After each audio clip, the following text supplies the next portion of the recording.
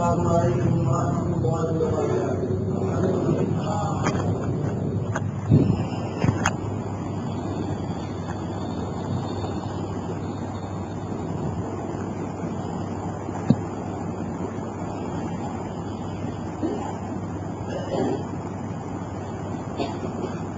بسم الله الرحمن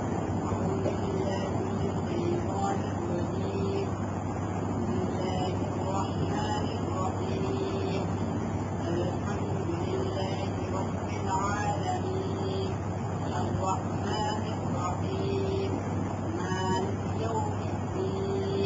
اهدنا الصراط المستقيم اهدنا الصراط المستقيم صراط الذين أنعمت عليهم غير المغضوب عليهم ولا الضالين.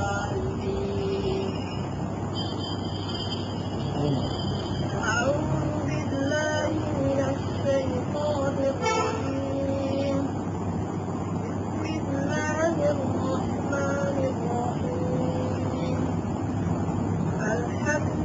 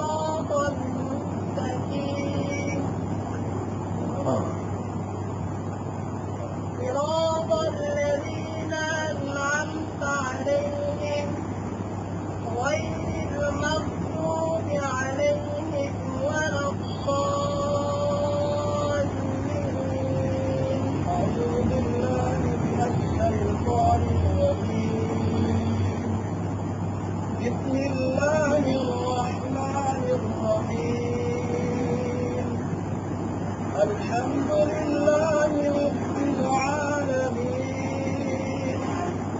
الرحمن الرحيم مالك يوم الدين إياك نعبد وإياك نستعين اهدنا الصراط المستقيم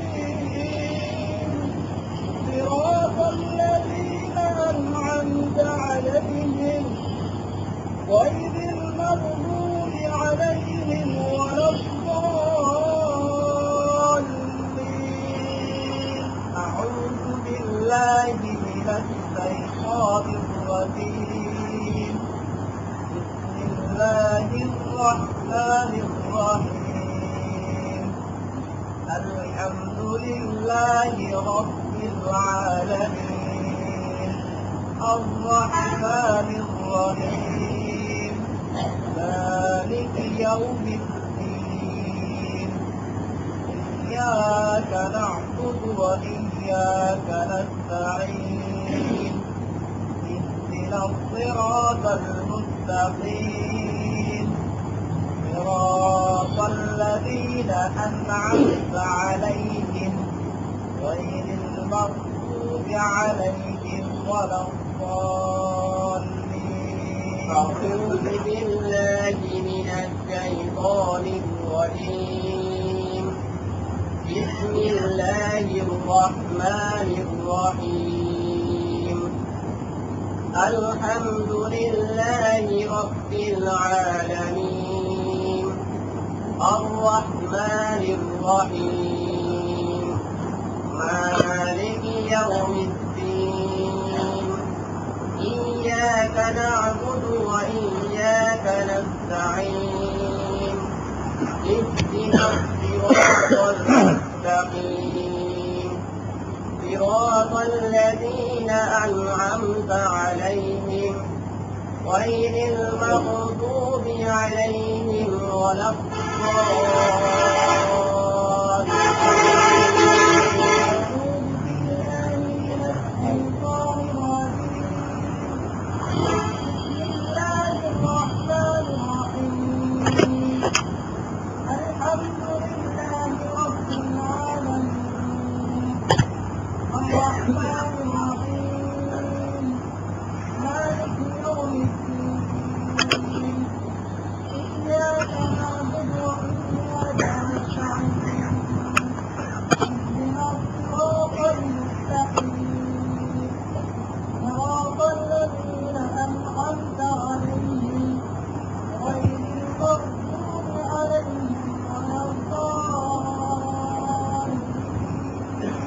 صدق الله العظيم.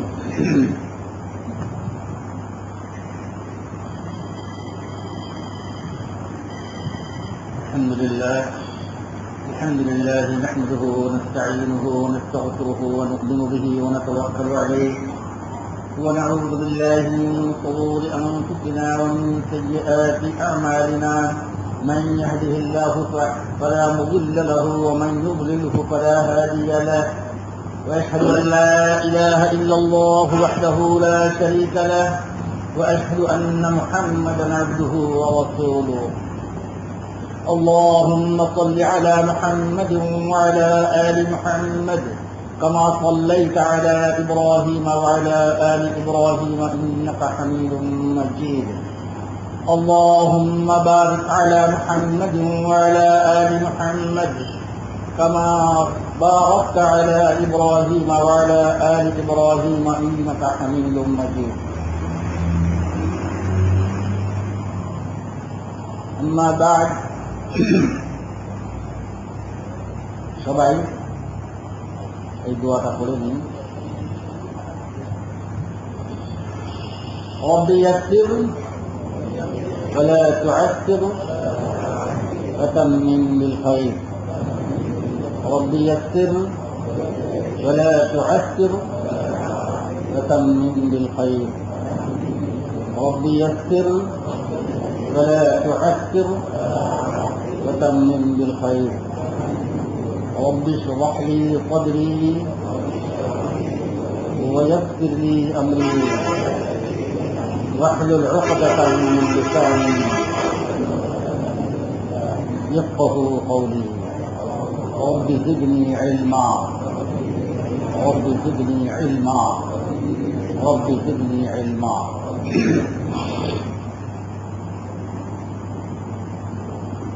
আল্লাহ পাকের শুকর, তিনি আমাদেরকে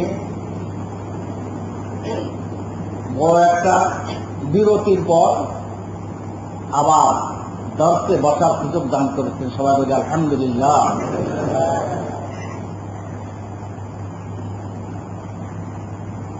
আল্লাহ পাকের মেহরবানি যে তিনি তার বান্দাদেরকে বিরতির বেতনও দেন,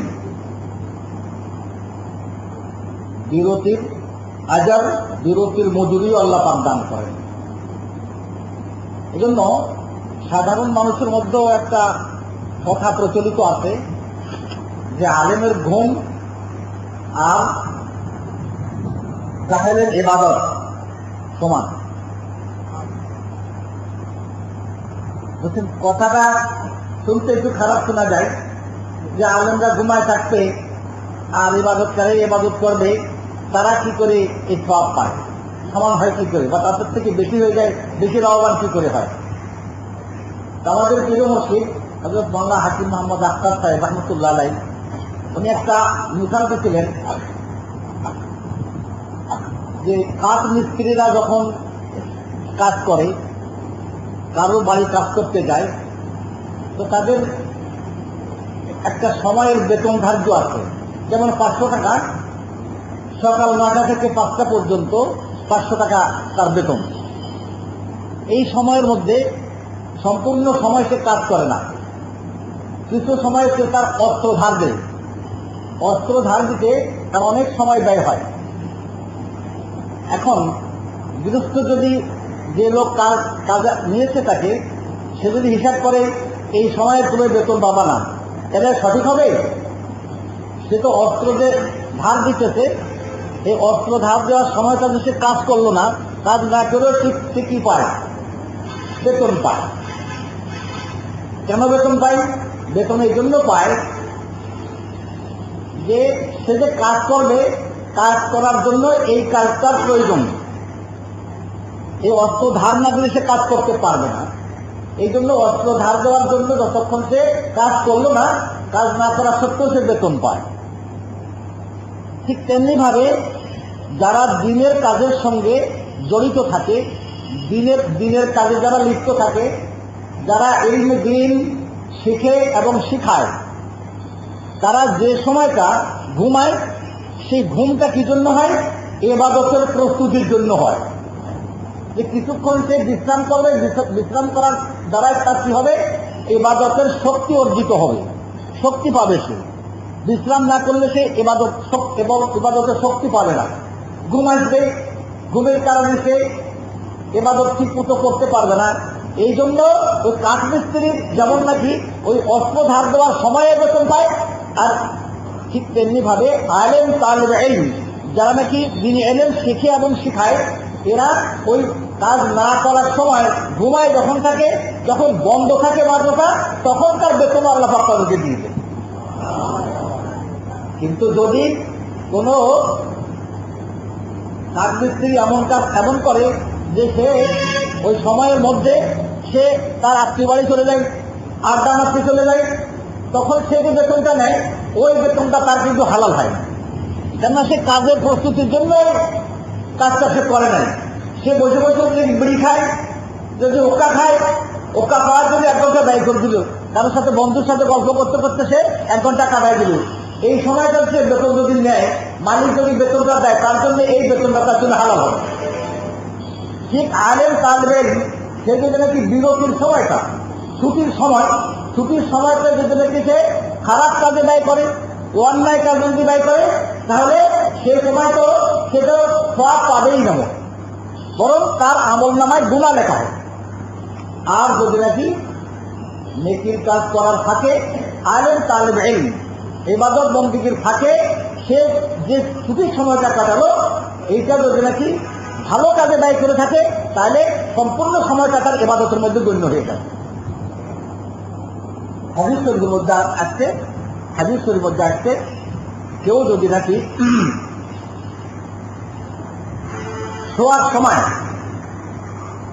সূরা দুখান তিলাওয়াত করে যদি শোয়, সূরা দুখান কোরআন শরীফের 6 নম্বর পারায় 25 পারায় না, ওই সূরা দুখান করে যদি নাকি তিলাওয়াত করে যদি শোয়, তাহলে সে সারা রাত তার ইবাদতে পরিণত হয়ে যায়। আর ঘুমটা কি হয়ে যায়?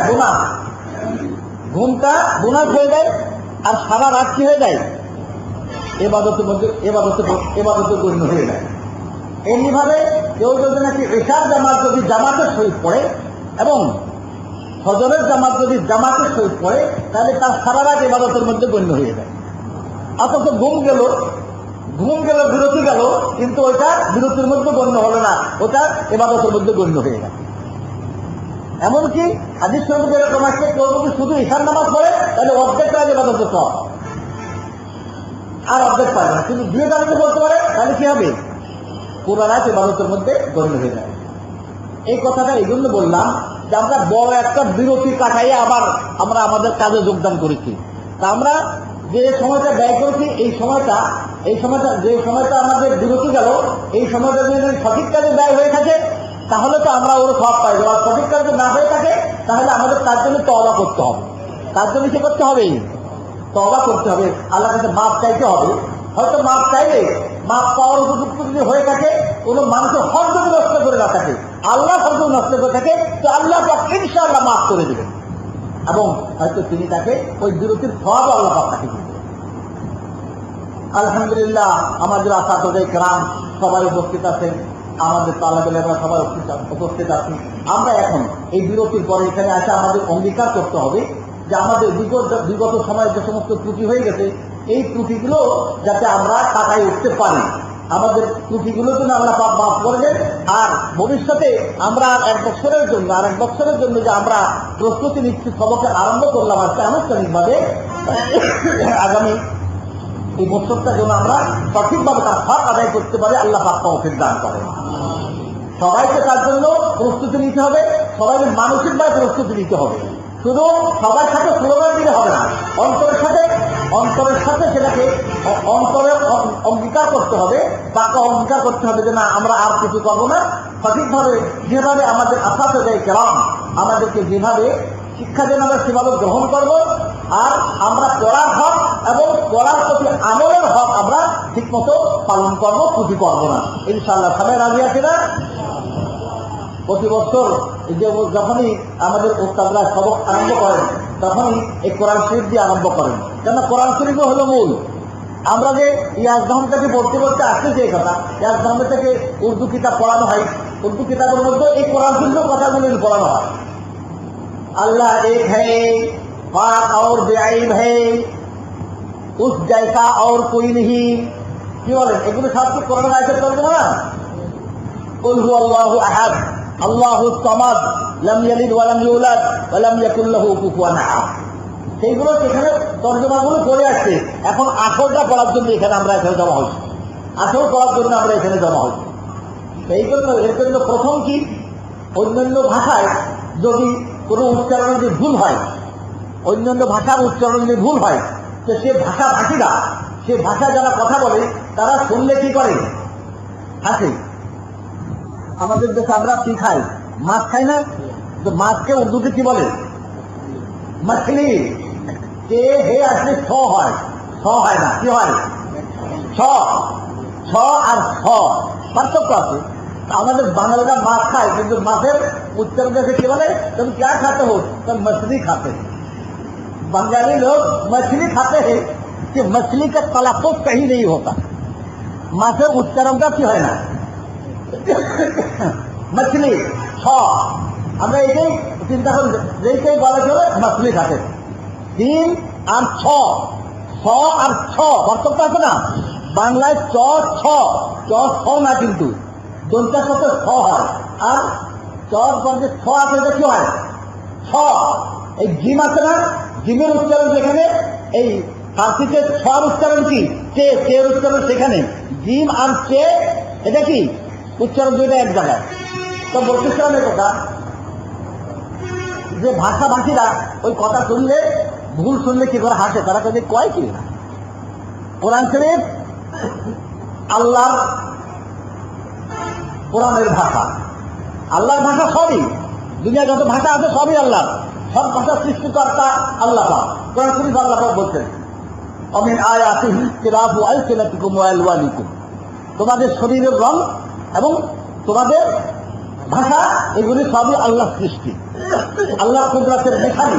অমিন আয়াতিহি ইখতিলাফু আলসিনাতিকুম ওয়া আলওয়ানিকুম। কিন্তু আরবি ভাষা আল্লাহর প্রিয় ভাষা, আল্লাহর প্রিয় ভাষা, আল্লাহর প্রিয় নবীকে আল্লাহ পাক দান করেছেন, আল্লাহর প্রিয় কিতাবের ভাষা করেছেন আরবি। আল্লাহ পাক কোরআন শরীফে ইরশাদ করেন লিসানাল আরাবিয়্যা লাআল্লাকুম তাকিলুন, আমি কোরআনকে আরবি ভাষায় নাযিল করেছি তোমরা ভালো করে, যাতে তোমরা ভালো করে বুঝতে পারো। ইন্না আনজালনাহু কুরআনান আরাবিয়্যান, সূরা ইউসুফের মধ্যে কি আছে? আমি কোরআন শরীফকে আরবি ভাষায় নাযিল করেছি যাতে তোমরা ভালোভাবে বুঝতে পারো। তো আল্লাহ পাকের প্রিয় ভাষা হলো আরবি ভাষা। হাদিস শরীফে আল্লাহ রাসূল সাল্লাল্লাহু আলাইহি ওয়াসাল্লাম ইরশাদ করেন আহিব্বুল আরাব লিসালাস ফাইন্নী আরাবিয়্যুন ওয়া কালামুল্লাহি আরাবিয়্যুন ওয়া কালামু আহলিল জান্নাতি আরাবিয়্যুন, আও কামা ক্বালা নবী সাল্লাল্লাহু আলাইহি ওয়াসাল্লাম। আল্লাহ রাসূল সাল্লাল্লাহু আলাইহি ওয়াসাল্লাম ইরশাদ করেন তোমরা আরবদেরকে ভালোবাসো এবং আরবি ভাষাকে ভালোবাসো 3 কারণে।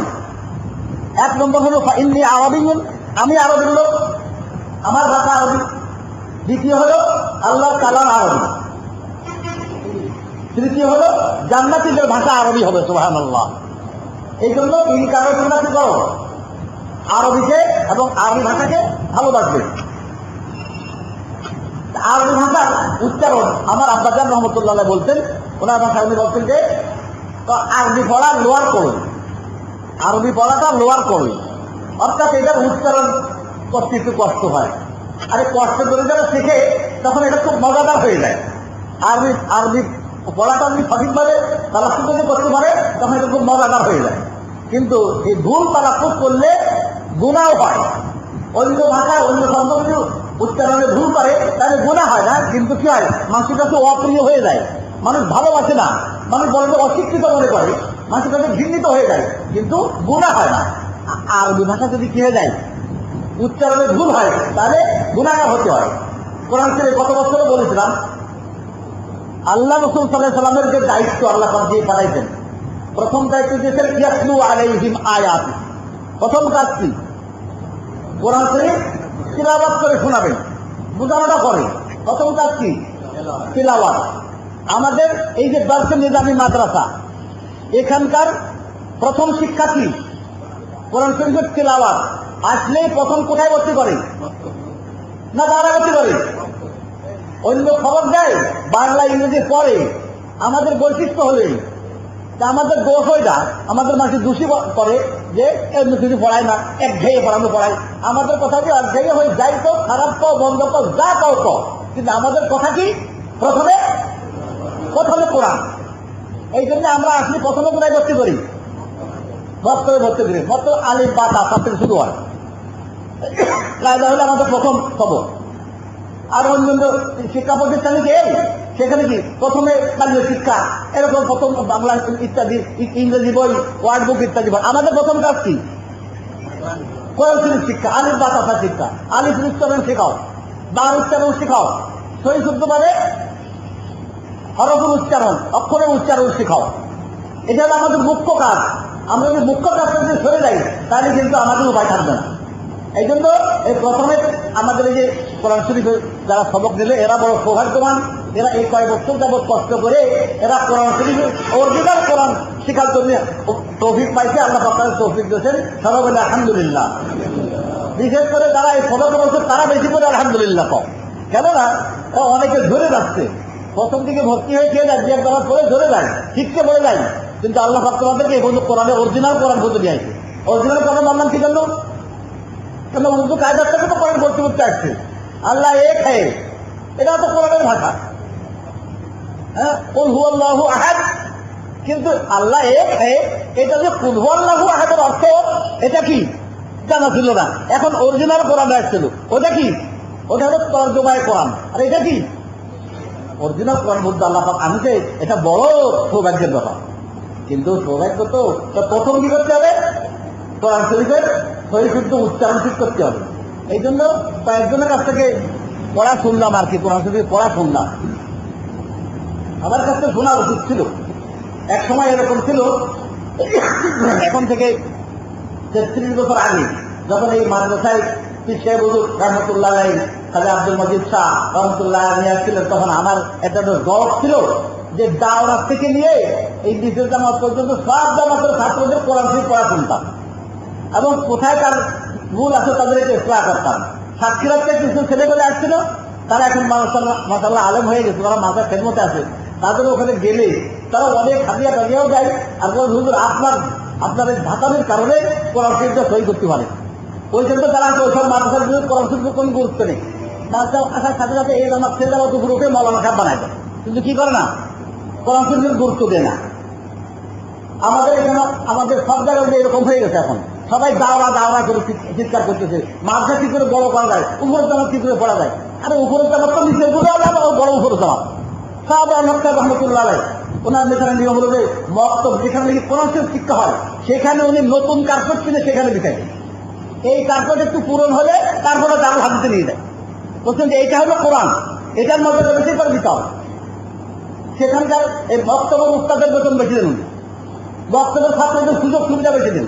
কি জন্য? কোরআনের মর্যাদা দিতে হবে বেশি, কোরআনের দাম বেশি, হাদিসের দাম তারপরে দেয়। যাই হোক, এর জন্য কি করতে হবে, যে কথা বলতে চাচ্ছেন সেটা হলো কোথাও সহি উচ্চারণ করতে হবে।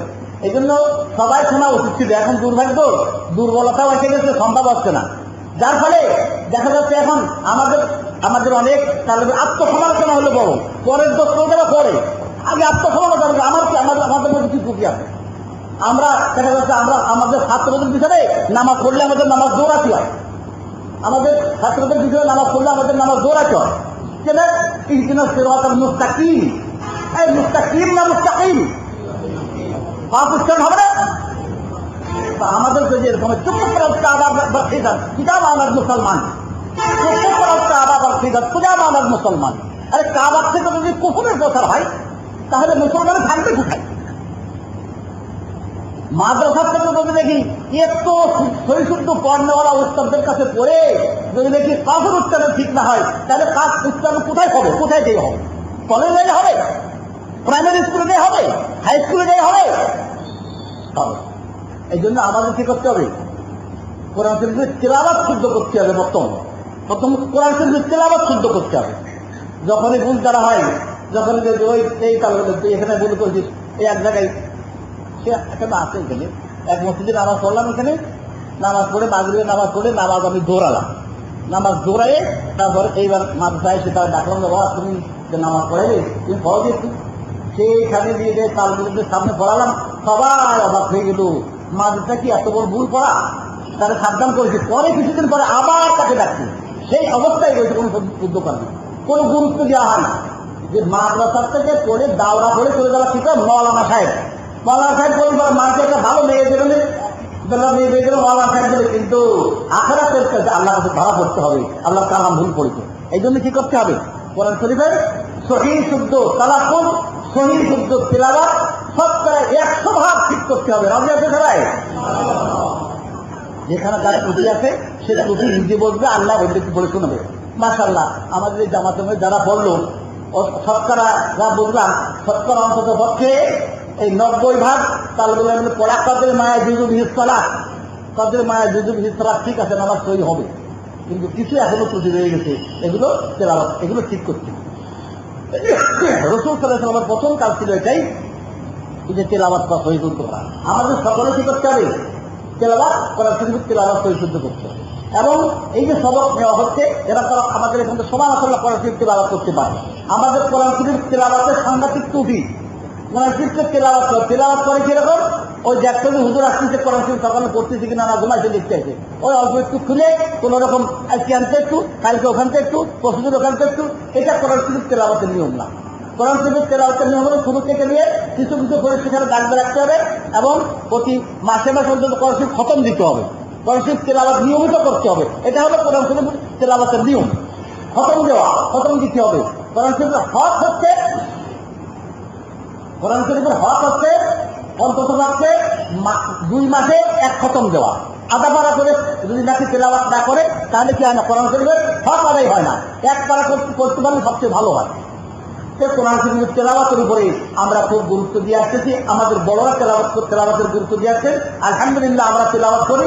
আমরা আমাদের সকল তালেবে ইলমদেরকে মক্তব থেকে দাওরা হাদিস পর্যন্ত হেফজখানা সকলের জন্য আমাদের একটাই নসিহত, প্রথম কি? যে কোরআন শরীফের নিয়মিত কোরআন শরীফের তেলাওয়াত, কোরআন শরীফের নিয়মিত তেলাওয়াত করলে দেখা যাবে তারা হাফেজ না, তারাও আলহামদুলিল্লাহ করে হাফেজের মতো হয়ে যায়। কোরআন শরীফ পড়তে পারে, তারা অমুক জায়গাতে পড়তেছে, এরপরে আয়াত, এর আগে আয়াত মোটামুটি বলতে পারে। তা কোরআন শরীফের সাথে একটা পরিচিত হওয়ার দরকার। কোরআন শরীফকে আজনবিয়ত রাখা যাবে না, কোরআন শরীফের থেকে দূরত্ব রাখা যাবে না, কোরআন শরীফকে নিজের কাছে আনতে হবে। সদর সাহেবুর রহমতুল্লাহ জীবনী আমাদের সকলে পড়ার দরকার, ছাত্র জীবনীটা পড়ার দরকার। বিশেষ করে উনি কোরআন শরীফ এরকম ভাবে হাতে নিতেন, কোরআন শরীফের বুকের সঙ্গে লাগাইয়ে কোরআন শরীফকে জড়ায় ধরে উনি হাওয়া করে কাঁদতেন, আল্লাহ তুমি এই কোরআনকে আমার সিনার মধ্যে দিয়ে দাও, কোরআন শরীফ আমার অন্তরের মধ্যে দিয়ে দাও, আমার অন্তরে কোরআনকে ফিট করে দাও। এই জন্য কোরআন শরীফকে ধরে ধরে তিনি কাঁদতেন। আজকে এই কোরআন শরীফের থেকে আমাদের অনেক দূরত্ব দেখা যায়। মসজিদে কোরআন শরীফগুলো অবহেলিত ভাবে রয়েছে, কোরআন শরীফের কোনো গিলাপ নেই, কোরআন শরীফের কোনো যত্ন নেই। মাদ্রাসাগুলো তো কোরআন শরীফের ভিতরে ধুলাবালি পড়ে কোরআন শরীফগুলো এরকম ভাবে অবহেলিত ভাবে রয়েছে, কোরআন শরীফের যত্ন নেই, কোনো গিলাপ নেই, কোরআন শরীফের কোনো কভার নেই। আর কোরআন শরীফ তেলাওয়াত নিয়মিত করে না। কোরআন শরীফগুলো মাসে দেয় কি জন্য? তেলাওয়াত করার জন্য দেয়, তেলাওয়াত করা হয় না। আমরা এই ত্রুটি থেকে মুক্ত হব। আল্লাহ পাক আমাদেরকে নিয়মিত কোরআন শরীফ ইয়াতলুনা আয়াতিল্লাহি আনাল লাইলি ওয়া আনান নাহার, রাতে এবং দিনে কোরআন শরীফ এবং তেলাওয়াত করতে পারে। আল্লাহ পাক আমাদের সকলকে তৌফিক দান করেন। হাদিস শরীফের মধ্যে আছে কোরআন শরীফ এবং রোজা এই 2 জিনিস আল্লাহর বান্দার জন্য, এই 2 জিনিস সুপারিশ করবে। কোরআন এইগুলো সুপারিশ করবে, ওয়ায়াকুলুল কুরআনু মানআতুহু আন-নাওমা বিল-লাইল ফাশফি'নি ফীহি। আয় আল্লাহ, আমি কোরআন আমাকে তেলাওয়াত করার কারণে সে ঘুমাতে পারে নাই, আমার কারণে তার ঘুমে ত্রুটি হয়েছে, ঘুম করতে পারে নাই। আল্লাহ তুমি আমার সুপারিশ কবুল করে তোমার এই বান্দাকে তুমি মাফ করে দাও। আর রোজা কি বলবো? রোজা বলবে ওয়ায়াকুলু সিয়ামু মানআতুহু আত-তা'আমা ওয়া শাহাওয়াতি বিন-নাহার ফাশফি'নি ফীহি। আল্লাহ আমি রোজা, আমার কারণে সে দিনের বেলায় খাইতে পারে নাই, পান করতে পারে নাই, সাহাবাত পূরণ করতে পারে নাই, আল্লাহ তুমি আমার সুপারিশ করে তোমার এই বান্দাকে মাফ করে দাও। কোরআনের সাক্ষী, কোরআনের সুপারিশ এবং সিয়ামের সুপারিশ আল্লাহ পাক কবুল করে তাকে মাফ করে দেয়। মাপ পাইতে হলে তেলাওয়াত তো করা লাগবে নাকি? আর যদি নাকি তেলাওয়াত না করে, কোরআন শরীফের উপর আমল না করে, তাহলে বিপরীত হয়েছে। কোরআন শরীফ 19 পারার শুরুতে আল্লাহ পাক কি বলেন? وقال الرسول يا ربي إن قومي اتخذوا هذا القرآن مهجورا। রাসূল সাল্লাল্লাহু আলাইহি ওয়াসাল্লাম তার উম্মতের জন্য সুপারিশ করবেন, কিন্তু কোরআন শরীফের আয়াতে 19 পারার শুরুতে যেটা আছে, আল্লাহ পাক রাসূল সাল্লাল্লাহু আলাইহি ওয়াসাল্লাম আল্লাহ পাক বলেন, রাসূল ওই কোরআন শিক্ষাকারী যারা কোরআন শিখেছে তাদের বিরুদ্ধে এরকম মোকদ্দমা দায়ের করবে। وقال الرسول يا ربي إن قومي اتخذوا هذا القرآن مهجورا। আমার কওম এই কোরআনকে তারা কি করেছে? মাহজুর, ছেড়ে দিয়ে রাখছে। কোরআনের সাথে দূরত্ব সৃষ্টি করেছে, কোরআনকে আপন বানায় নাই, কোরআনের সঙ্গে সম্পর্ক ভালো সম্পর্ক সৃষ্টি করে নাই। তাদের আল্লাহ তোমার কাছে তাদের সম্বন্ধে বিশ্বাস চাই। কি হলো? সুপারিশের আকাঙ্ক্ষা করে রয়েছি, আমাদের বিরুদ্ধে কি হচ্ছে? মোকদ্দমা দায়ের হচ্ছে। আমরা যেন রসুলের মোকদ্দমার আসামি না হই আর কোরআন শরীফের সুপারিশের উপযুক্ত হয়ে যায়। আল্লাহ পাক আমাদেরকে তৌফিক দান করেন। আলহামদুলিল্লাহ, তালেব ইলমের মর্যাদা অনেক বেশি। হাদিস শরীফের মধ্যে তালেব ইলমের অনেক মর্যাদার কথা আসছে। তালেব ইলম যারা হয় তাদের, প্রকৃত তালেব ইলম যারা হয় তাদের পায়ের নিচে আল্লাহ ফেরেশতারা তাদের কি পাখনা বিছিয়ে দেয়। তাদের জন্য তাদের রেসপেক্ট বলবে। পাখনা কিরকম? তাদের পাখনা কিরকম? লাল গালিচা আছে না? মানুষ কোনো জায়গায় গেলে অমুক নেতা আসলে কি করে? লাল গালিচা বিছাই যায়। তো ফেরেশতারা পাখা বিছাই দেয়, তার মানে কি? ফেরেশতাদের সেই লাল গালিচা পাখা বিছাই দেয়। তাহলে এত সম্মান দান করে তাদের জন্য, তালেব ইলমের জন্য। তালেব ইলম কিরকম? খাঁটি তালেব ইলম হতে হবে। তালেব ইলম হতে হবে, খাঁটি তালেব ইলম হতে হবে। হাদিস শরীফে আল্লাহ সাল্লাল্লাহু আলাইহি ওয়াসাল্লাম বলেন, মান হুমা লা ইয়াসবানি তালিবুল ইলমি ওয়া তালিবুদ দুনিয়া। দুই ধরনের নবী মানুষ, এরা পেয়েও তুষ্ট হয় না, তাইলে আরো তাদের লোক বৃদ্ধি হয়। এক নম্বর হবে তালিবুল ইলম, এক নম্বর হলো ইলম তলবকারী। এরা পাইলে আরো বেশি এদের ইলম পাওয়ার আরো আগ্রহ সৃষ্টি হয়। দ্বিতীয় হলো ওয়া তালিবুদ দুনিয়া, যারা কি দুনিয়া তলাশ করে, দুনিয়ার অন্বেষণ করে, তারা একটা ফ্যাক্টরি করছে আরেকটা করার আগ্রহ সৃষ্টি হয়, আরো করার সৃষ্টি হয়। এই দুই ধরনের মানুষ, একটা হলো ইলম তলবকারী, একটা হলো কি দুনিয়া তলবকারী। এই দুই শ্রেণীর মানুষ এরা পেয়েও কখনো তুষ্ট হয় না। দুনিয়া তলবকারী সম্পর্কে আল্লাহ রাসূল সাল্লাল্লাহু আলাইহি ওয়াসাল্লাম হাদিসের মধ্যে বলেন, লাউ কানা লিবানি আদামা ওয়াদিয়ান মিন যাহাবিন লাবতাগা সালিসা ওয়া লা ইয়ামলাউ জাওফা বানি আদামা ইল্লা তুরাব। বলছেন যে কোন মানুষের জন্য নাকি দুইটা ময়দান যদি নাকি সোনা দিয়ে পরিপূর্ণ হয়ে তার মালিক যদি হয়ে যায়, তাহলে সে আরেকটা তালাশ করে। বলছে যে কবরের মাটি ছাড়া তার পেটকে ভরার মতো কোনো বস্তু নেই।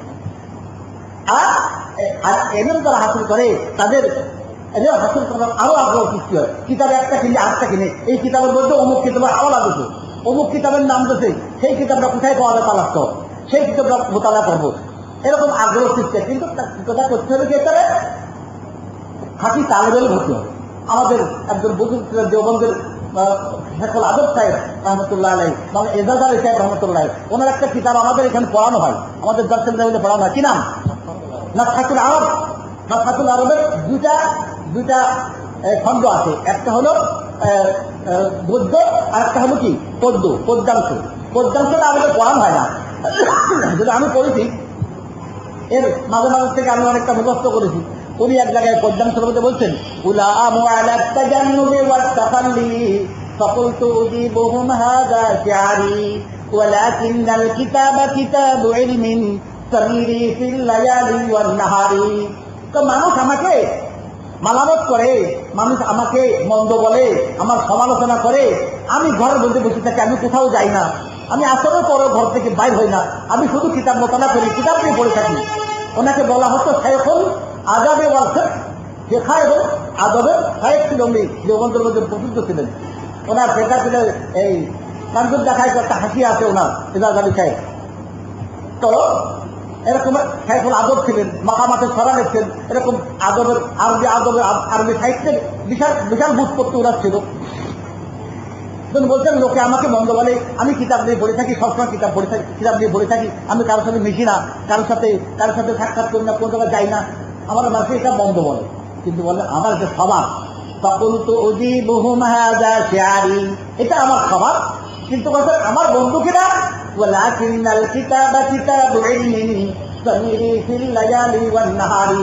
বলছেন যে আমার তো সঙ্গী সাথী হলো, আমার বন্ধু হলো কিতাব। আমি এই বন্ধু নিয়ে পড়ে থাকি সবসময়, কিতাব আমার বড় বন্ধু, আমি কিতাব নিয়ে পড়ে থাকি। যার জন্য আজ আরব আজমের মধ্যে শেখুল আজম হযরত মাওলানা এজাজ আলী সাহেবের নাম রয়েছে, সুনাম রয়েছে যে উনি আরবি সাহিত্য আরবরা পর্যন্ত ওনার সাহিত্য পড়ে হিমশিম খেয়ে যায়, কি আরবের বাইরের লোকে এত সুন্দর আরবি সাহিত্য জানে। তো বলতেছিলাম এই কথা, তাহলে বলে ভর্তি হলে কি হতে হবে?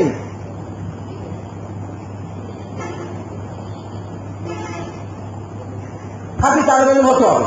খাঁটি না হলে তার কোনো কি নেই, মূল্য নেই। খাঁটি হলে তার কোনো মূল্য আছে? দোকানে ঘি কিরকম খাঁটি, খাঁটি না হলেও কি করে, খাঁটি যদি কয় কি না খাঁটি না, তাহলে কেউ নেবে? কেউ নেবে না। গোয়ালের দই যদি গোয়ালে কি করে তো আর কয়, তাহলে ওই দই বিক্রি হবে? বিক্রি হবে না। তাহলে কি করতে হবে? তালেবেল হতে হলে খাঁটি তালেবেল হচ্ছে। খাঁটি তালেবেল কিভাবে হবে? ওই কালিয়াদের একটু আগে বলেছেন, তালেবেল হতে হবে তলব থাকতে হবে। খাঁটি তালেবেল তাহলে তলব থাকতে হবে। যে কিতাবটা পড়বে, আমাদের বড়রা আমাদেরকে বলেছেন, আমরা কেউ যে আমল করেছি আলহামদুলিল্লাহ, আমাদের বলছেন যে যে কিতাব পড়বে সেই কিতাবটা উস্তাদের কাছ থেকে সবক নেওয়ার আগে যদি সে অধিকাংশ অংশ নিজে নিজে না বুঝে, তাহলে সেই কিতাবকে পড়ার উপযুক্ত না। বুঝে আসছে আমার কথা? যে কিতাবটাকে আজকে সবক দিবে, সেই কিতাবটা সবকে আসার আগে নিজে মোতালা করে যদি নাকি অধিকাংশটা সে যদি না বোঝে, তাহলে কি বুঝতে হবে? সে ওই কিতাব পড়ার উপযুক্ত না। এই জন্য আমরা কিতাব মোতালা করে দিয়ে আসতাম, মোতালা করে আসে যে পরে দেখতাম যেটা নাকি হয়তো না বুঝে আসে, সেটা ওস্তাদের জিজ্ঞেস হতে যাবে, বুঝলাম না। এখন আমাদের তালবেলের মধ্যে কি অবস্থা হয়েছে? বোঝা আর না পড়া আর না পড়া সমান হয়ে গেছে, পড়া আর না পড়া সমান হয়ে গেছে। একজন তার পিতা তাকে বলে দিয়েছে, বাবা তুমি তো পড়তে যাচ্ছ, তুমি পড়তে থাকবা, যখন তোমার পড়া না পড়া পেয়ে যায় সমান হয়ে যায়, তখন বাড়ি আসতাম। তখন মাদ্রাসায় যে তুমি পড়ে পড়িনি, কি করে বাড়াইছি? টুকু বেঁচে বাড়াইছে। কিন্তু তালবেল আসে না, মাদ্রাসায় আসে, আসে কি করে? ব্যবসার বাড়ির সুযোগ মাদ্রাসায়, তোমার সুযোগ মাদ্রাসায়, এই গাছ নিয়ে আসে, সেটা নিয়ে আসে, বেচা কিনা করে, অমুক জায়গায় দোকানে যায়, কিছু সময় দেয়, সেখানে কিছু বেতন পায়, এই জায়গায় কিছু টিউশনি করে, সেখানে কিছু টাকা পায়, এই ধান্দায় থাকে সবসময়। তো ওই ধান্দা করেছে, ধান্দা করে কিতাব কিছু বুঝিয়ে দিলে, কিছু না বুঝে ওরা বাড়ি চলে আসে। এটা কি বলছো তুমি? পারে না। তাহলে আমাদেরকে তুমি কি করেছো? আপনি বলে বলা আব্বা আপনি বলে দিচ্ছেন না, তোমার যখন পড়া না পড়া সমান হয়েছে, তখন চলে আসছো। আমার পড়া না পড়া পেয়ে গেছে, সমান হয়ে গেছে, অর্থাৎ পড়াগুলো পেয়ে গেছে, না পড়ার মতো হয়ে গেছে। আর বাবুর উদ্দেশ্য কি ছিল? না পড়াগুলো ভিন্ন হয়ে যাবে, পড়ার মতো হয়ে যাবে। বুঝছে উল্টা, উল্টা সমঝি নিলে না, ও উল্টো বুঝে কি করেছে? পড়া না পড়া সমান করে ফেলাইছে। এরা কিনা তাল দেবেন না, কিনা এরা এদের জন্য মানুষের টাকা পয়সা দেয়, এই মাদ্রাসার টাকা পয়সা দান করে, কি জানো? তালেবেলের জন্য দান করে। জানো মানুষের কত কষ্টের টাকা মাসে যায়?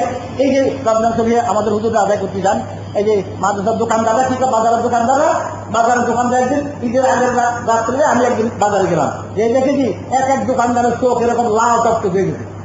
কি ব্যাপার তোমার এরকম? কোন হুজুর আজ কয় রাত ঘুম করতে পারে না, সারা রাত দোকানদারি করতেছে, কাল রাখতে পারে 3টের সময় ঘুমাইছি, 3টের সময় ঘুমলে ঘুমানোর সময় থাকে। এই কষ্ট করে অর্জন করে তালেবেলদের জন্য কি যায়? মাদ্রাসায় তার হাজার হাজার লক্ষ লক্ষ টাকা দান করে। যে সমস্ত তালেবেল কিনা তালেবেল না, তাদের মধ্যে এলেম তলব নেই, এলেমের তালাশ নেই, কি আছে? শুধু কি আছে? টিউশনির তালাশ, ইনকামের তালাশ যারা আছে, যাদের আছে, এদের জন্য দান করে না। কাদের জন্য দান করে? খাঁটি তালেবেল যারা এলেম শিখতেছে, যারা এলেমের অন্বেষণ করে, এলেম তলব করা, যারা এলেমের আগ্রহ গ্রহণ করে, তাদের জন্য দান করে। তাদের জন্য এই যাদের এরকম আগ্রহ নেই, যারা নাকি এইসব একটা রসম পালন করার জন্য আসছে, মাদ্রাসায় ভর্তি হয়েছে, পড়াশুনো মাদ্রাসা পাস করে না, পড়া পাস করার আগ্রহ নেই, কিছু কোনো মতো পীর সাহেবের হাতে ভাই ধরে কোনো রকম ৫ বছর রক্ষো এই তারা এদের জন্য এই মানুষের এই দান খাওয়া কি দায় হবে? মাথা না আসলেও একটু সাবধানে নাড়ে, সাবধান। এই যে খাওয়া খাওয়া আসতেছে যে ফ্রি খাওয়া, এই ফ্রি খাওয়াও খাইতে হলেও তার হক আদায় করতে হবে, এর হিসাব দেওয়া লাগবে একদিন। ওরা আমাদের দেশে জনগণ দান করছে, আমরা খাতে আমরা পরিবার না বলে আমরা খাবো না, তাদের জন্য দান করে না।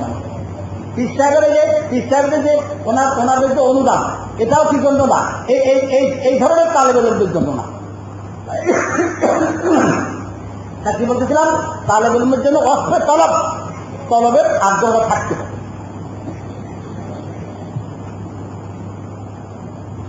দেখো আজকে আমাদের মধ্যে কত যুগে এসে গেছে, মাদ্রাসার মধ্যে আত্মসমালোচনার প্রয়োজন। আজকে আমাদের ছাত্রদের ভিতরে যেগুলো একটু বড় হয়, বড় হওয়ার সাথে সাথে এদের মধ্যে গুনার আগ্রহটা জন্মে যায়। গুনার আগ্রহ জন্মে যেখানে মুসলমান। আল্লাহ পাকের হুকুম হলো কুল্লিল মুমিনিনা ইয়াগুদ্দু মিন আবসারিহিম ওয়া ইয়াহফাযু ফুরুজাহুম। আল্লাহ পাক নবীকে আল্লাহ পাক বলেছেন, হে আমার নবী, আপনি মুসলমানদেরকে, মুমিনদেরকে বলেন তারা যেন তাদের নজর নিম্নগামী রাখে, তাদের যেন নজর নিচের দিকে রাখে। আচ্ছা, আমাদের অবস্থা কি হয়েছে? আমাদের মাদ্রাসার নালিশ আছে, কিসের নালিশ আছে? মেয়েলি কেসের নালিশ আছে, মেয়েলি দুর্নাম আছে। অমুক কাল হলো অমুক এক মেয়ের সাথে ভালোবাসা করেছে, সেখানকার হুজুরদের কাছে নালিশ আছে। সেই নালিশ দেশে করে আইছে, সেই নালিশ মাদ্রাসায় হুজুরদের কাছে আছে যে অমুক ছেলে আপনাদের সাথে এই ঘটাই আছে, গ্রামে এই ঘটাই আছে, মাদ্রাসায় আছে, দোয়া ভাড়ায় আছে, অনেক জন ঘটাচ্ছে। এই সমস্ত কথা বললে আলেম সমাজের ইজ্জত থাকে। মানুষ যখন নাকি গালি দেয়, আলেম বলে হুজুর বলে যখন গালি দেয়, সে গালি কোন পর্যন্ত যায় থাকো। আলেম বলে যখন গালি দেয়, আলেমরা এরা খারাপ, এই কথা বললে পরে এই গালি ঘরের মতো হুজুর রকম চলে যায়।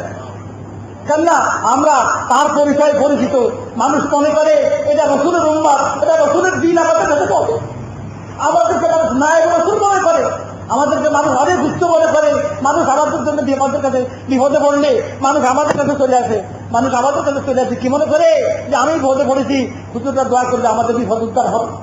মানুষ আমাদের প্রতি কত সুধারণা রাখে।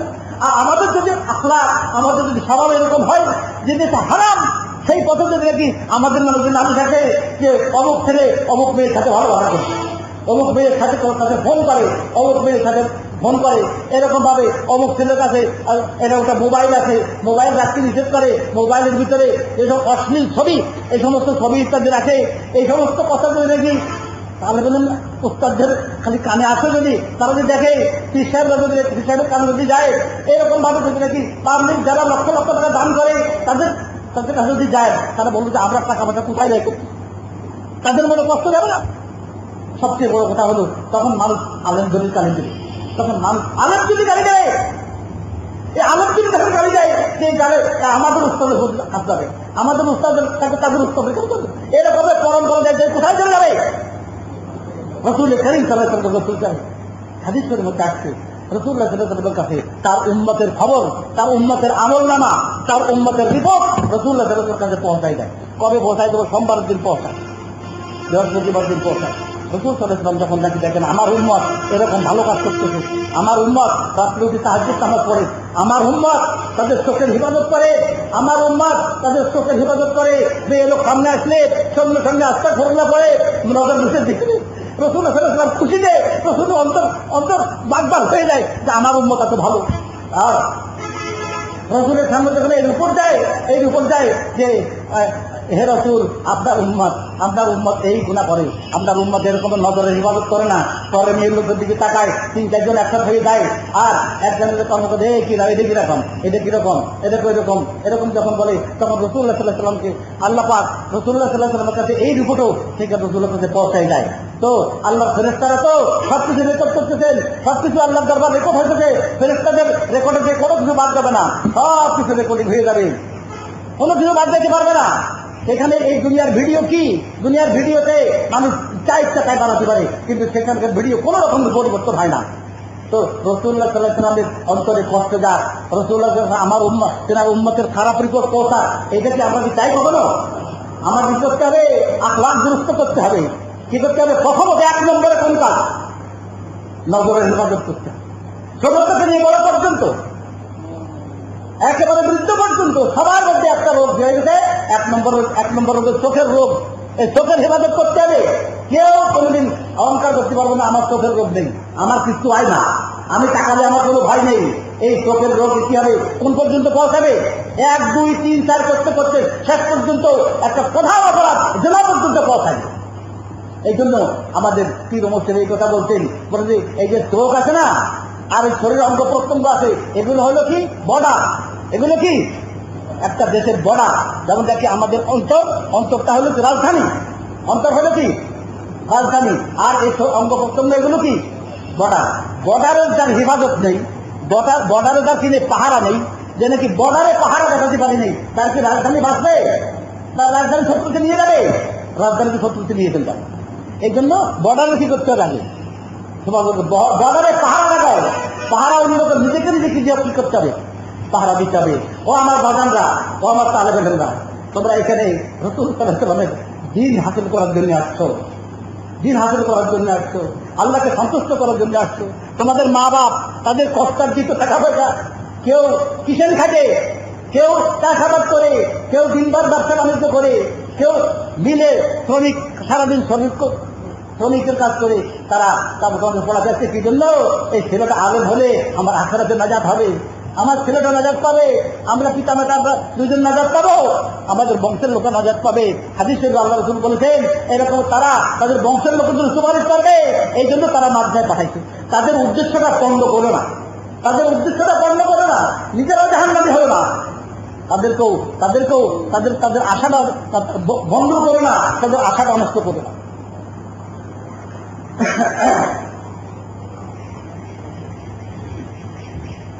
ওরা বলতেছিলাম এই কথা যে এই মোবাইল রাখতে নিষেধ করা হয়েছে, মোবাইল কেউ রাখবে না। ভাববাই কথা, আমরা যেমন তেমন না, আমরা স্কুল কলেজের ছাত্রদের মতো না, আমাদের মর্যাদা অনেক বেশি। আমরা রসুলের সঙ্গে আমাদের সম্পর্ক, আমরা এমন কোনো কাজ করবো না যাতে করে রাসূলুল্লাহ সাল্লাল্লাহু আলাইহি ওয়াসাল্লামের কাছে আমাদের খারাপ রিপোর্ট দেয়। সবাই রাজি আছেন?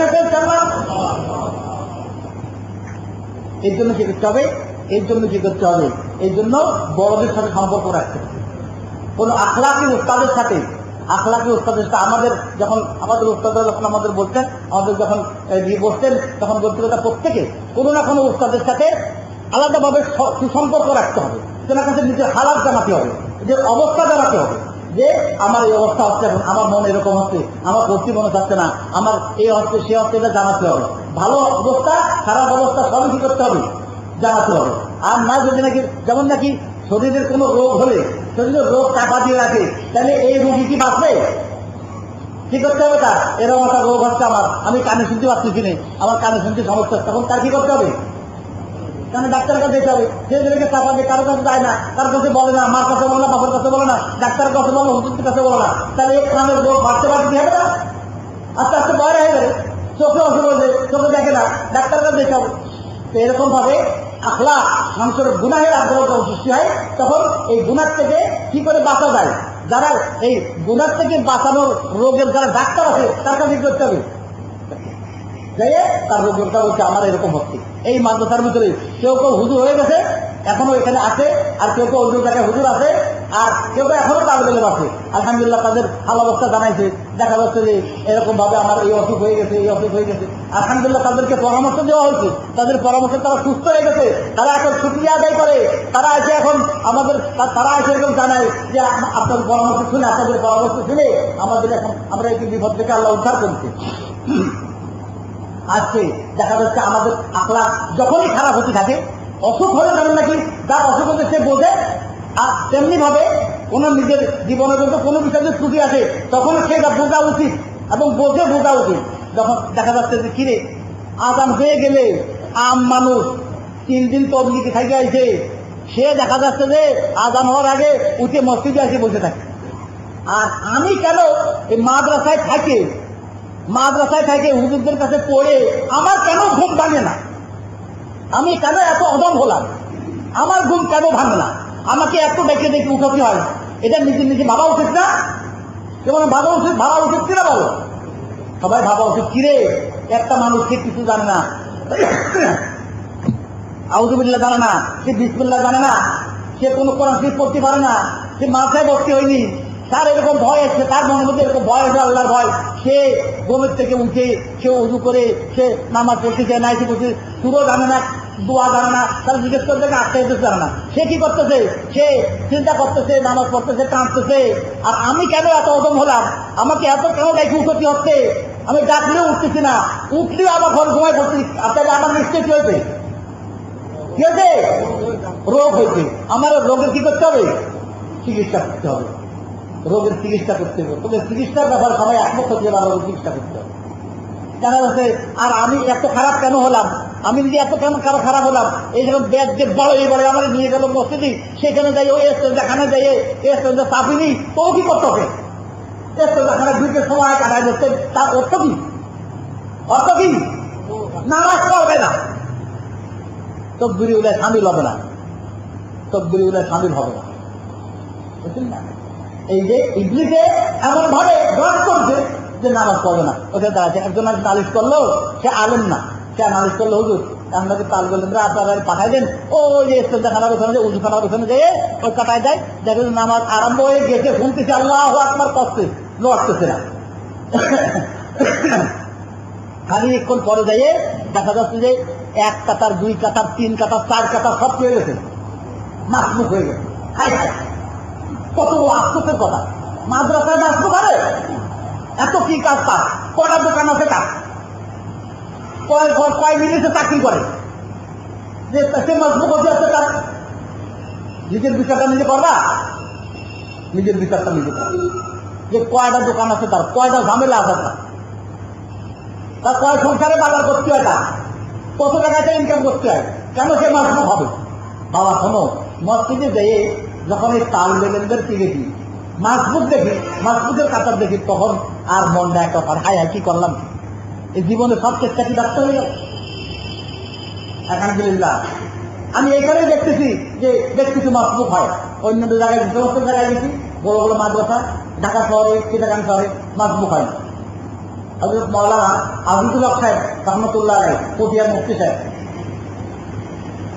পটিয়া মুফতি সাহেবের ওই জানার কথা যে উনি একদিন আপনার পড়েছেন নামাজ পড়েছেন, আলেমদের যারা বড় বৃদ্ধ হয়ে যায়, যারা বুড়ো হয়ে যায়, যারা তাদের অনেক কিছুই ওজোর এসে যায়, তো অনেক সময় পেশাব করে যায়, আবার হয়তো একটু অজু করার প্রয়োজন, একবার অজু করে রওনা হয়েছে, তারা আবার কোনো ওজোর হয়ে গেছে, আবার অজু করতে গেছে, এরকম কোন বৃদ্ধদের অনেক সময় এরকম হয়, এগুলো তাদেরকে আল্লাহ অনেক ক্ষেত্রে ছাড় দিয়েছেন, কিন্তু এই ছোট ছোট যারা জোয়ান আছে এদের কি এত ওজন হয়, এদের এত ওজন হয় না।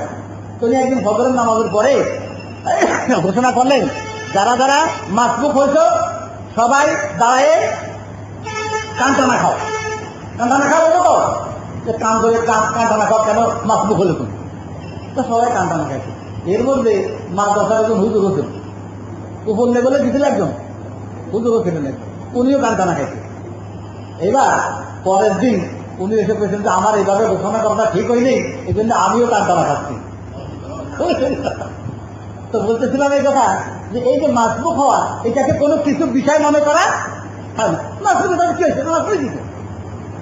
হাদিস শরীফে কি আছে যে নাকি তাকবীরে উলার সঙ্গে নামাজ পড়লো, 1 ওয়াক্ত নামাজের তাকবীরে উলার সাথে পড়লো, সে কি বলো 100 উট, কত উট, 100 উট আল্লাহর রাস্তায় কোরবানি করলে, দান করলে যে সওয়াব হয়, সেই সওয়াবকে পেয়ে গেল কি বললি, তাকবীরুল্লাহর সাথে নামাজ পড়লে। তাহলে তুমি যে তাকবীরুল্লাহ হারালে, তাহলে কি বাকি হারালে, 100 উট হারাবে। এই জন্য আফসোস লাগা উচিত কিনা, 2 টাকা যদি পকেটে হারায় যায়, এই পকেটে একবার আন দেয়, এই পকেটে একবার আন দেয়, খেয়াল করে 2 টাকা কমে খরচ করলাম, কিন্তু বাবা 2 টাকা তোমার এত বড় মায়া, কিন্তু তুমি কি এই যে 100 উট যে 100 উটের সব তুমি হারালে, তোমার এই জন্য একটু আফসোস করা উচিত না।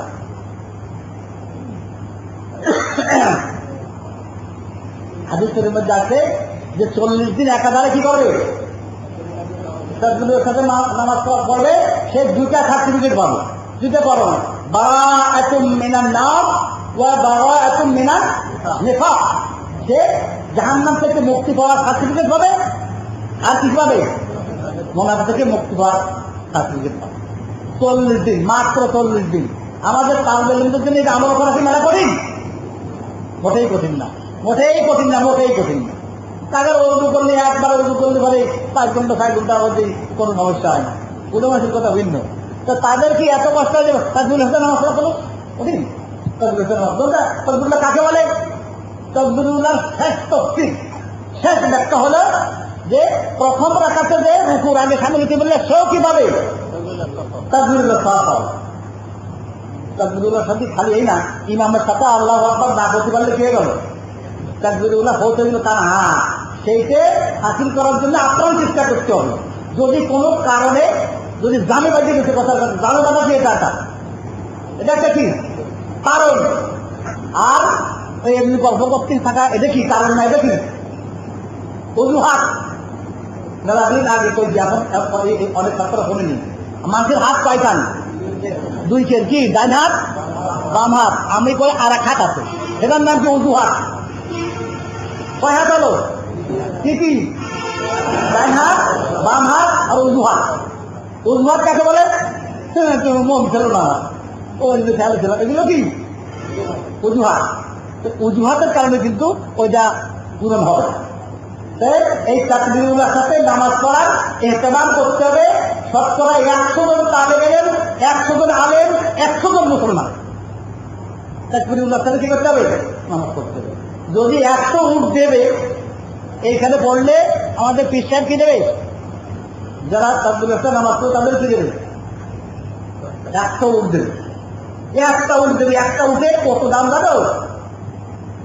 88 সালে একটা উঠ কিনেছিলাম আমরা, সে উঠে না হয়েছিল 1500 রিয়াল, 1500 রিয়াল, কত হাজার টাকা তার দাম পড়েছে। এখন যদি আমাদের কেউ যদি যায় তাহলে 1টা উঠ দিতেই তো কাম খাওয়া হয়ে যাবে। আর দিনে কয়জন দেবে?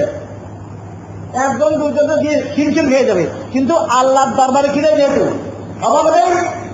ইয়া আইয়ুহান নাস আনতুমুল ফুকারাউ ইলাল্লাহ ওয়াল্লাহু হুয়াল গানিয়্যুল হামিদ। আল্লাহ পাক সারা দুনিয়ার মানুষকে ঘোষণা করেছেন আনতুমুল ফুকারা, সব কি? সব ফকিরের দল। এর মধ্যে কি আছে?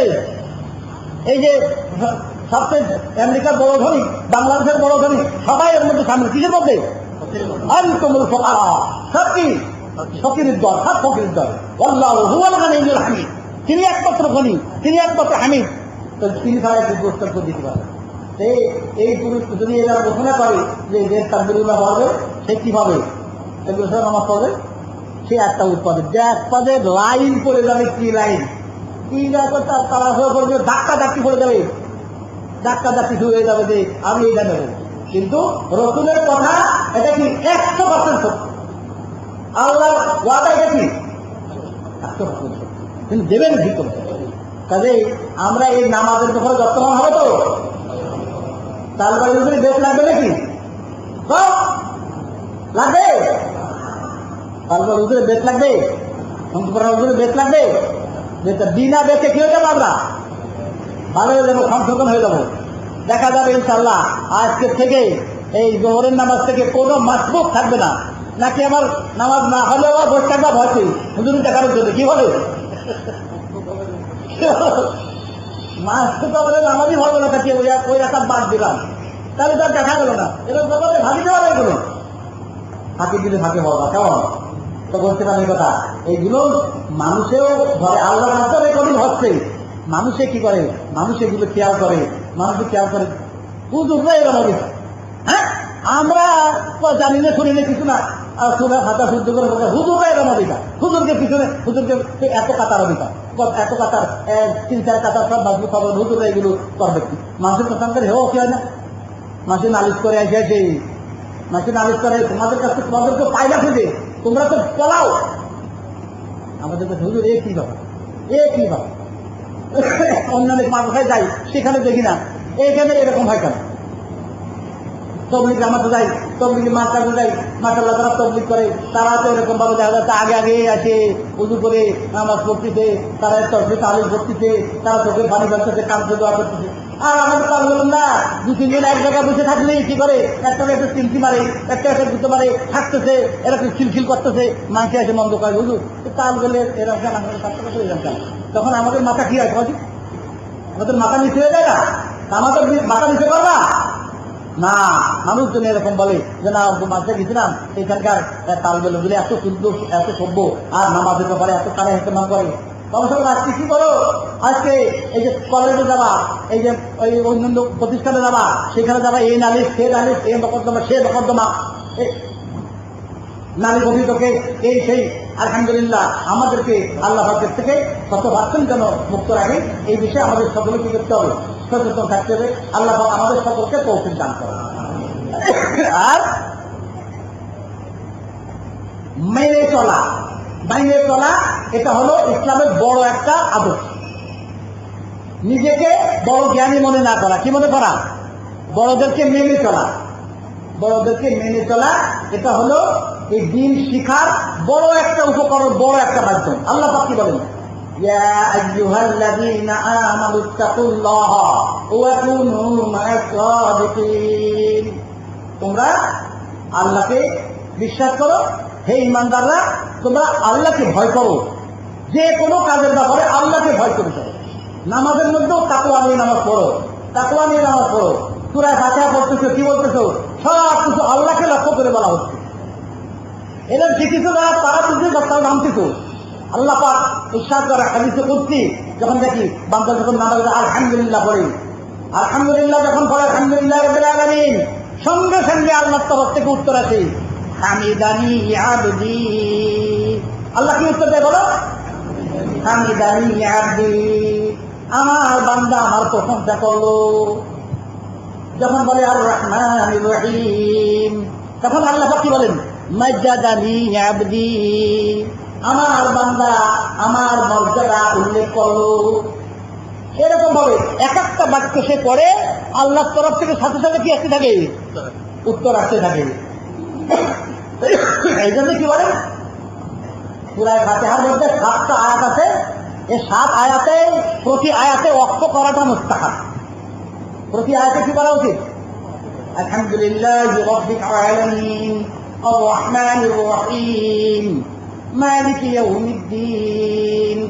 প্রতি আয়াতে ওয়াকফ করা মুস্তাহাব। যদি একসাথে পড়ে তাও হয়ে যাবে, কিন্তু উত্তরটা ঠিক মতো পালো না, এই আর কি। আমাদের অত সময় কি আছে?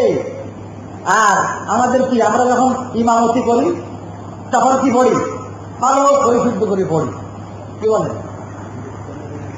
সেক্রেটারি সভাপতি থাকলে তো আরো খুব কায়দা করে পড়া হয়, তাই না?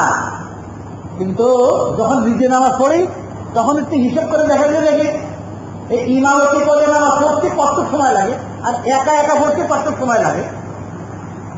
এর হাতে কি পার্থক্য আছে? পার্থক্য একই কিছু, সেটা তো একই।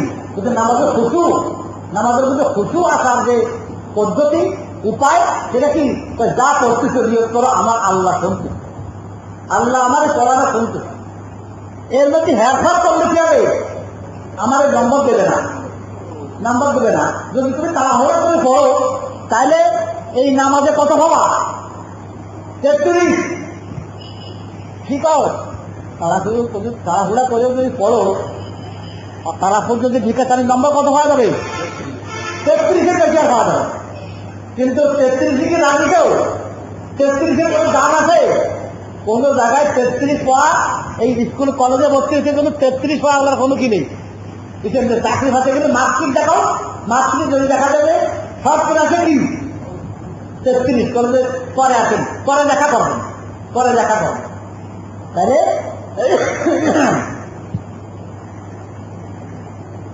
বলতেছিলাম কি, এই কথাটা কি শুরু করছিলাম কি বলে? এই কথাটা গোলা কি ছিল? খেয়াল করলাম, বলতেছিলাম মেনে চলা। ইসলামের মধ্যে বড় একটা বিষয় হলো কি? মেনে চলা।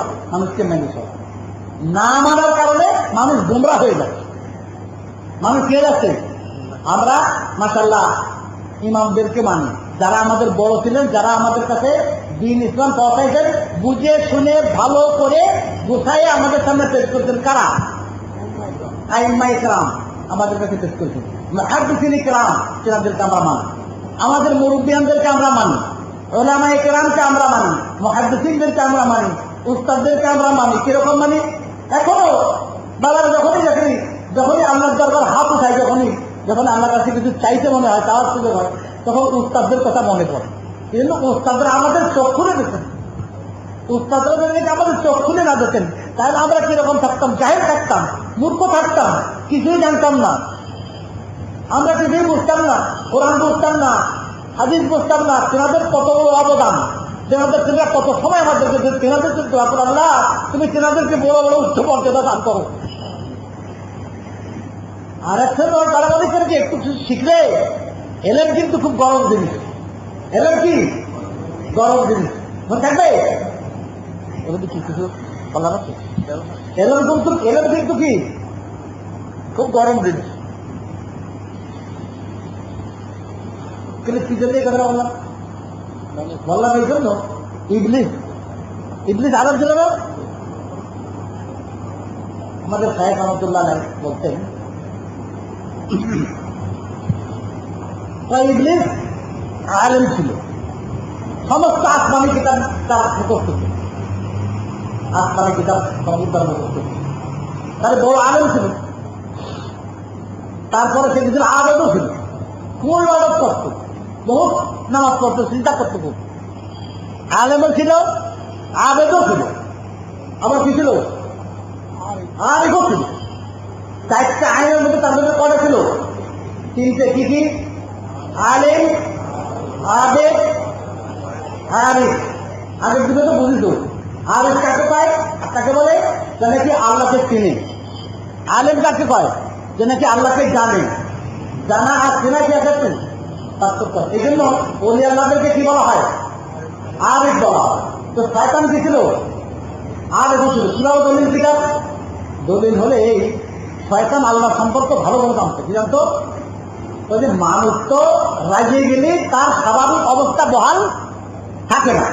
রাজিয়ে গেলে কি হয় মানুষের? স্বাভাবিক অবস্থা থাকে না। এই যে মারে ওদের ধরে বউ থাকলে বউরে তালাক দিয়ে দেয়, মারে বাপরে মারে, রাজ হয়ে গেলে ঠিক থাকে না,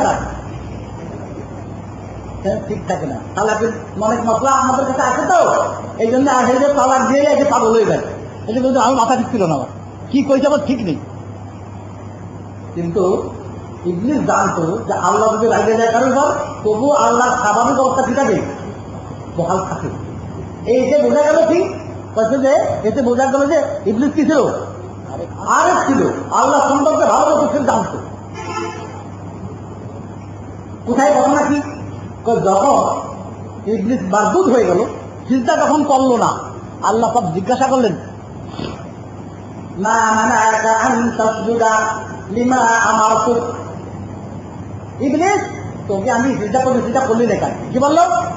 আনা খায়রুম মিনহু খালাকতানি মিন নারিন ওয়া খালাকতাহু মিন তিন। আল্লাহ তুমি এটা বিচার ঠিক মতো করলে, আমার এখন আগুন দেওয়া লাগে, আর আমার কষ্ট তুমি মাটি এনে চিন্তা করতে হয়? আমি তার থেকে ভালো, আমি তার থেকে ভালো, আমি কেন চিন্তা করো? আল্লাহ তোরা আগে গেল খুব বেশি। আল্লাহ তারা দিল,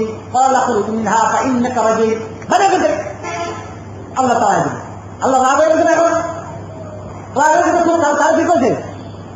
মাথা থেকে নাম কাটি তোমার তারা যাচ্ছে কথা, তো হুজুর রাগ হয়েছে না? তখন ও করছে আল্লাহ রাগ হলো, আল্লাহ স্বাভাবিক অবস্থা কি থাকে?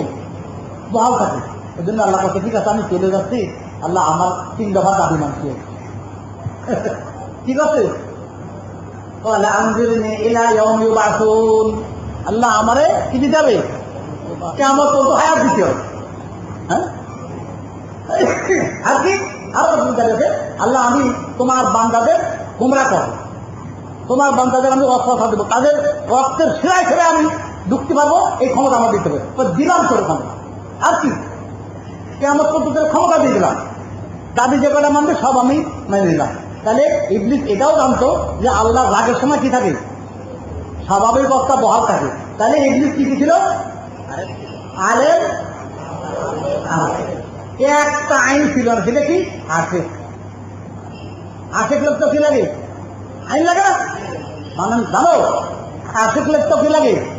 আইন লাগে। এই আইনটা সে ছিল, তার মধ্যে ছিল না। সে কি ছিল না? আল্লাহর আশেক ছিল না।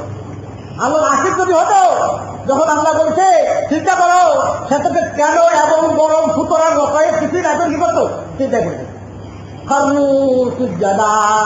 কি হতো, চিন্তা করে এত বেশি করতো না। যদি কি হতো, আশেক যদি। এই জন্য যারা আলেম হবে তাদের কি হতে হবে, আশেক হতে হবে, আল্লাহর আশেক হতে হবে। আল্লাহর এখন এই হুকুম, আমি ওটা বুঝে শুনিলে আমার কষ্ট, আমার মনের চাহিদা নেই, ওসব কোনো কথা না। কি হবে, আমি তো আশেক, আমি তো আল্লাহর জন্য পাগল হয়েছি, আমি আল্লাহর জন্য আশেক হয়েছি, আল্লাহর জন্য দরকার আমার জীবন দিয়ে দেবো। সোহাদারা কি করেছেন, সোহাদারা দেখেছেন যে আমি মরে যাবো, সোহাদারা দেখেছেন যে আমি মরে যাবো, বিবাহ করেছেন, বিবির সাথে আমি সাক্ষাৎ হয়েছি, বিবির সাথে এখনো এক জায়গায় হতে পারেনি, যাদের ডাক আসছে বলে যে দরকার নেই আমার বিবির সাথে সাক্ষাৎ করে। আল্লাহ ডাক করছে, শহীদ হয়ে গেছে। বিবির সঙ্গে মেলামেশা করছে, গোসল করিনি, ডাক আসছে যে মুসলমানদের বিপক্ষে চলে গেছে, সেখানে জানাবত অবস্থায় সহজ গোসল থাকা অবস্থায় কে গেছেন, শহীদ হয়ে গেছেন। কি নাম, হানজালা। হানজালা রাদিয়াল্লাহু তাআলা শহীদ হয়ে গেছেন।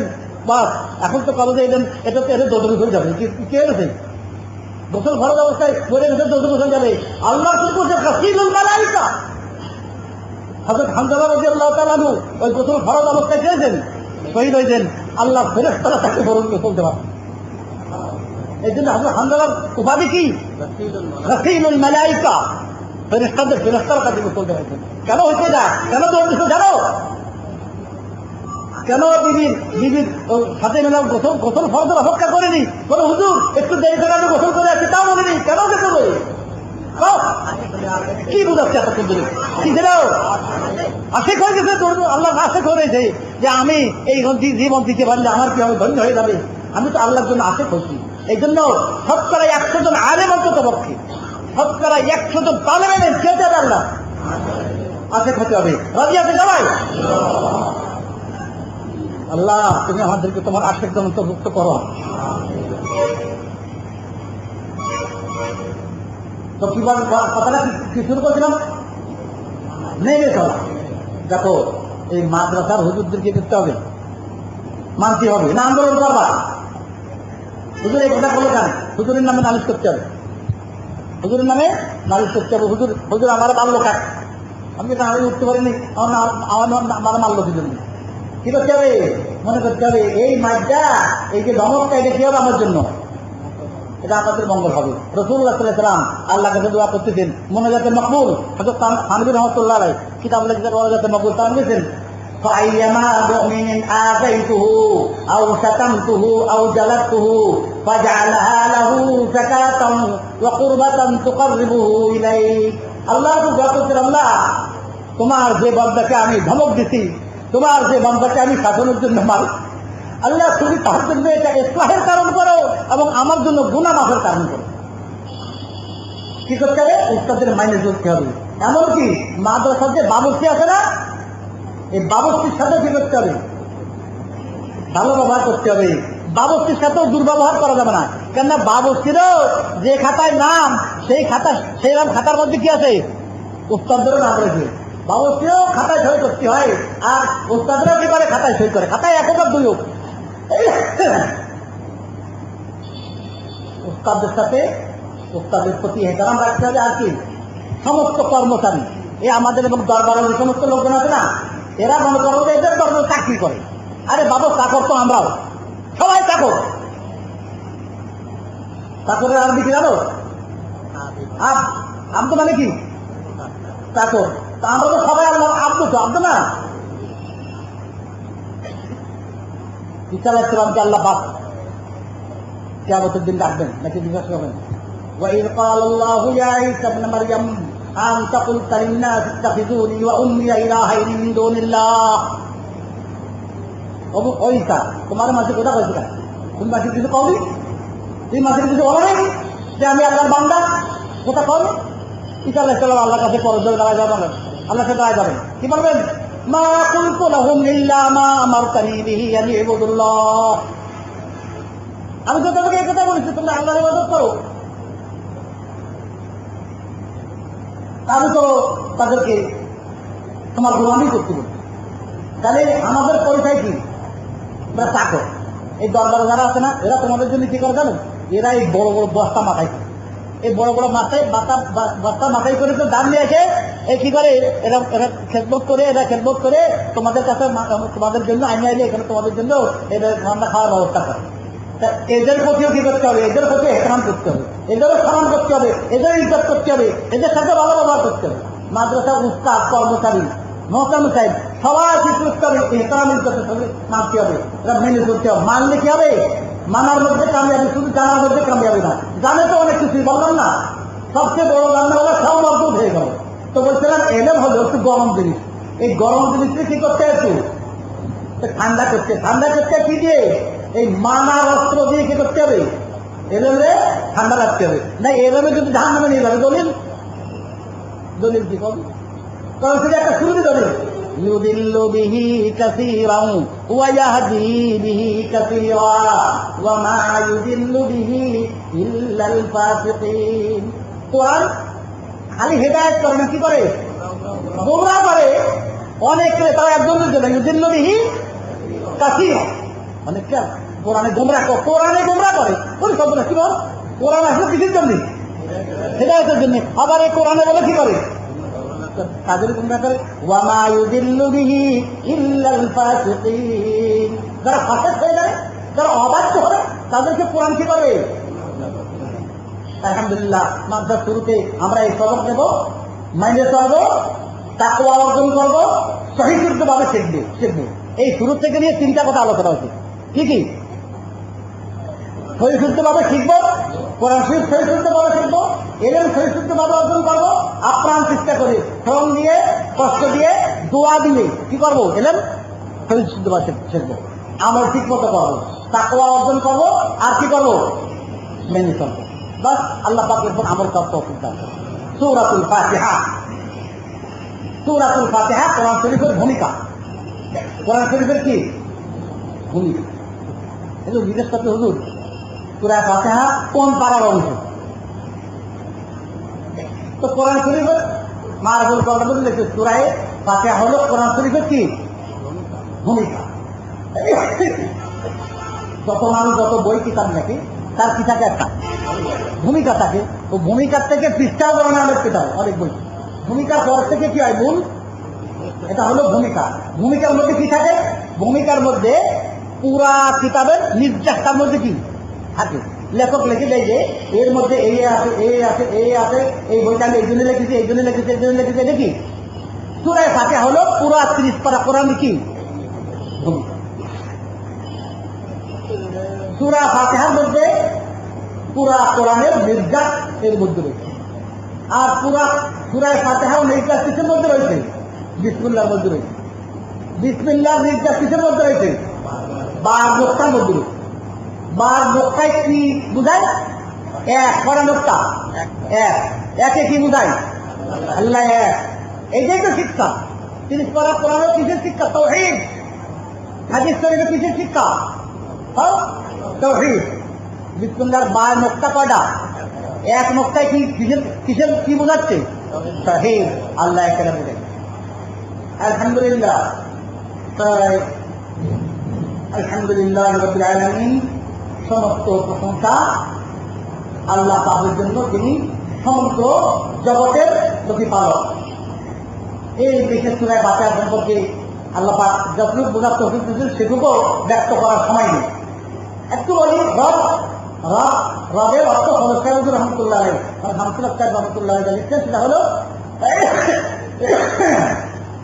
3টা বাক্য না হলে রবের সঠিক অর্থ হয় না। কি কি? সৃষ্টিকর্তা, রক্ষাকর্তা, পালনকর্তা। এই 3 বাক্য না হলে কি হয় না? রবের অর্থ হয় না। আমাদের ওস্তাদ হযরত মাওলানা আবুল হাসান সাহেব রহমতুল্লাহ আলাইহি নাকি মিশকাত শরীফের সরাহ তানজিলুল আহকাম লিখছেন। উনি আমাদের সবক বলতে বলতেন রবের আমাদের বাংলা মানে কি? রব হলো ওই সত্তা যিনি অবস্থা অনুপাতে ব্যবস্থা করেন, সে হলো কি রব। রব কি? অবস্থা অনুসারে ব্যবস্থা করেন। যখন বান্দা পুরস্কারের উপযুক্ত হয় তখন পুরস্কার দেন, আর যখন বান্দা তিরস্কারের উপযুক্ত হয় তখন তারা কি করেন? তিরস্কার করেন। শাস্তি দেন, সেই সত্তা হলো কি? রব। আল্লাহ কাছে শুধু পুরস্কার নেই, পুরস্কারের অবমূল্যায়ন করলে কি আছে? তিরস্কার রয়েছে। সেই সত্তা হলো রব। সমগ্র জাহানের সমগ্র জগতের, মানব জগৎ, মানব জগৎ, এরকম ভাবে আল্লাহ যত জগৎ, সমস্ত জগতের প্রতিপালক হচ্ছেন আল্লাহ, শুধু মানুষ না। আর রহমান রহিম, যিনি দয়ালু এবং পরম দয়ালু, সমগ্র জাহানের জন্য যিনি দয়ালু, আর বিশেষভাবে মুসলমানের জন্য দয়ালু। রহমান হচ্ছেন কি? সমগ্র জাহানের জন্য দয়ালু, কাফের মুশরিক সবার উপর দয়ালু। ইনি হচ্ছেন কি? রহমান সিফাত। রহিম এটা কি শুধুমাত্র মুমিনদের জন্য? এটা ব্যবহার দুনিয়াতে কিঞ্চিত হবে, আর রহিমের সিফাতের প্রকাশ হবে আখিরাতে নেই। আখিরাতে তার বান্দাকে আল্লাহ পাক সন্তুষ্ট করবেন, আল্লাহর বান্দার উপর সন্তুষ্ট হবে, ঘোষণা করবেন, বান্দা আমি তোমার উপর রাজি হলাম, আমি তোমাদের উপর খুশি হলাম। বান্দারা আশ্বস্ত হবে যে বান্দারা আল্লাহ বান্দার উপর রাজি এবং খুশি হবে। উভয় পক্ষ থেকে কি হবে? দো জানেন সে ইশারে হয়ে গেছে, হাম তোমারে তুম হামারে হয়ে গেছে। দুই পক্ষ থেকে কি হয়ে গেছে? ঘোষণা হয়ে গেছে। তখনই কি হবে? রহমান রহিমের সেবা প্রকাশ হবে। ইয়াকা না'বুদু মালিক ইয়াউমিদ্দিন, কিয়ামতের দিনের যিনি নাকি মালিক। দিনের অনেক অর্থ আছে। দিন মানে কি? দিন ইসলাম। আর এই সূরা ফাতিহার মধ্যে যে দিন আছে, এই দিনের অর্থ কি? কিয়ামত। এটা কিন্তু সমস্ত মুফাসসিরিনরা এই ব্যাপারে কি একমত যে দিনের অর্থ এখানে কি? কিয়ামত। আলহামদুলিল্লাহ, এই আমাদের উস্তাদরা মাশাআল্লাহ যথেষ্ট মেহনত করে পড়ান। আমাদের এই বৈঠকের মধ্যে মক্তবের তালিব ইলমরাও আছে, এরকম হাদিসখানার তালিব ইলমরাও আছে, সবাই আছে। সবাই আমরা কোরআনের খাদেম, সব কোরআনের সঠিক শিক্ষা আমরা অর্জন করব। উস্তাদরা মাশাআল্লাহ এই সূরা ফাতিহার তালিম দিবেন, তাফসীর করবেন ইনশাআল্লাহ। আমরা কথা দীর্ঘায়িত করতেছি না, এখন ইনশাআল্লাহ তাহলে দোয়া হবে। আমাদের এই ছেলে, আমাদের বাবজান আব্দুল্লাহ বুখারী সাহেব এখানে উপস্থিত আছেন। আমরা ওনার জন্য খাসভাবে দোয়া করবো, আল্লাহ পাক ওনাকে পরিপূর্ণ সালাহিয়াত দান করেন। এই মাদ্রাসার দেখাশোনার দায়িত্ব এখন ওনার উপর রয়েছে। আমরা ওনাকে মেনে চলবো। সমস্ত ওস্তাদরা এখানে উপস্থিত রয়েছেন, আমরা সকলে ওনার জন্য খাসভাবে দোয়া করবো, আল্লাহ পাক ওনাকে পরিপূর্ণ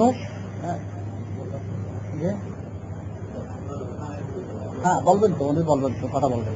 ওনার জন্য আমরা দোয়া করবো। আমাদের নোয়া ভাই আছেন, এই পরিবারের সকলের জন্য দোয়া করবো, আল্লাহ পাক ওনাদেরকে যেন মাদ্রাসার খেদমতের জন্য কবুল করেন, ওনাদের সকল প্রকারের সমস্যা আল্লাহ পাক সমাধান করেন, অসুস্থদেরকে আল্লাহ পাক সুস্থতা দান করেন। এখন আমাদের এই বাবজান কিছু কথা বলবেন ইনশাআল্লাহ, আমরা পিছের কথা শুনবো ইনশাআল্লাহ। এই বাইক ঠিক করলো না? ও কাছে আসবেন সবাই, আপনাদের কাছে আসবেন, মূল কথা বলবেন। কাছে আসবেন সবাই, আসো।